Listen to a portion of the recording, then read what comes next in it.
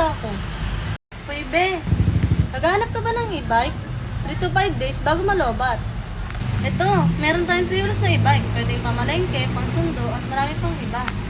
Meron tayong electric pan, imbis na pabuga, pahigo. Napakalaki ng compartment, kasyang-kasya. 2 sakong bigas. Be, meron na rin siyang part brake. Meron rin tayong wiper. Meron na din siyang crown light na pagkakamalang ambulansya. Meron na ding basket, pwedeng lagyan ng talong. Ayun, meron na din siyang basket sa likod, kasyang-kasyang buhay na crocodile. At meron na din siyang libreng trapal, katulad nito sa kabila. Kahit umuulan, hindi ka mababasa sa loob. Meron na din siyang foot brake. Handbrake.